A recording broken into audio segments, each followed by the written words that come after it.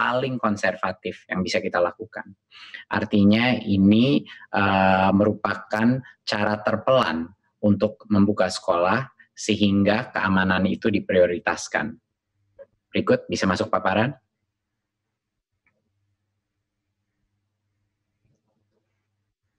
Ya, terima kasih. Berikutnya. Ya, prinsip utama di masa pandemi adalah kesehatan dan keselamatan, itu nomor satu. Memang banyak yang dikorbankan dengan adanya sekolah ini belajar dari rumah, banyak yang mungkin tidak kualitas pembelajaran ada yang dikorbankan, dan juga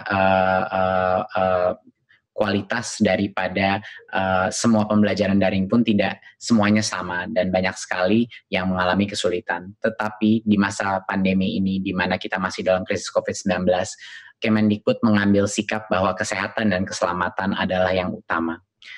Dan itu akan terlihat dengan strategi kita ke depannya. Berikut.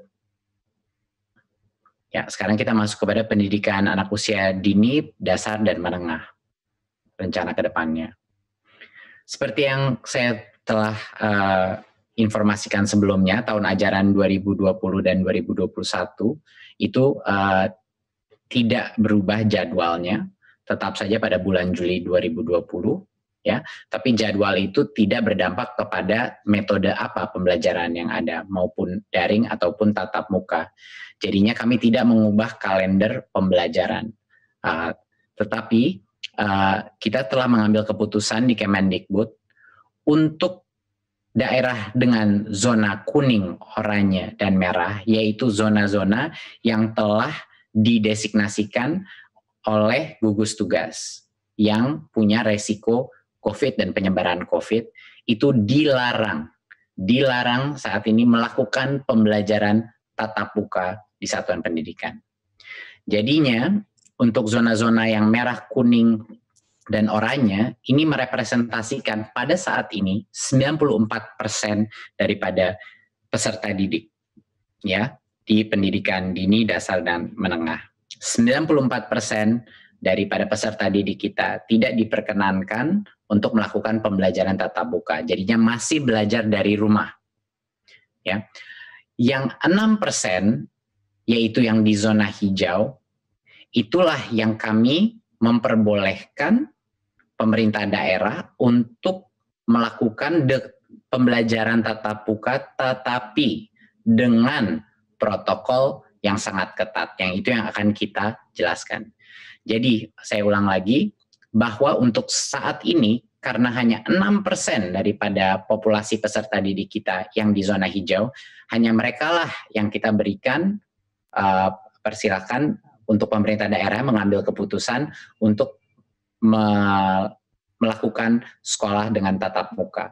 Sisanya yang 94% tidak diperkenankan, dilarang karena mereka masih ada resiko penyebaran COVID.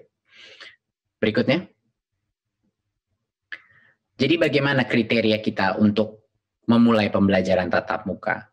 Tentunya dari seperti yang saya paparkan tadi, hanya pertama harus zona hijau, dan itu penetapannya ada di gugus tugas, dan nanti akan diperjelaskan juga dengan kepala gugus tugas apa yang dimaksudkan zona hijau, kuning, dan oranye. Jadi pertama, kabupaten kota itu harus zona hijau.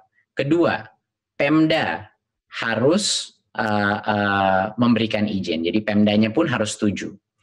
Dan yang ketiga, satuan pendidikan telah memenuhi, yaitu sekolahnya telah memenuhi semua checklist dan yang checklist daripada persiapan pembelajaran tatap muka. Pada saat ini semua tiga langkah pertama untuk kriteria pembukaan, sekolahnya boleh mulai pembelajaran tatap muka.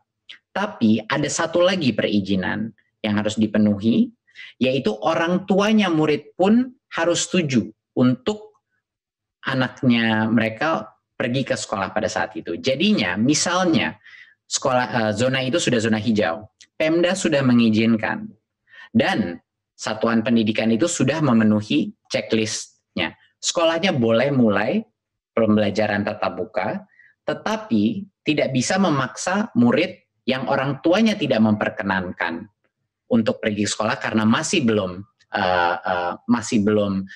cukup merasa aman untuk harus ke sekolah. Jadi murid itu pun walaupun sekolahnya mulai tatap muka, kalau orang tuanya masih tidak merasa nyaman, murid itu diperbolehkan masih belajar dari rumah. Jadi itu penting. Kita punya banyak sekali level persetujuan untuk anak atau peserta didik itu bisa masuk ke sekolah.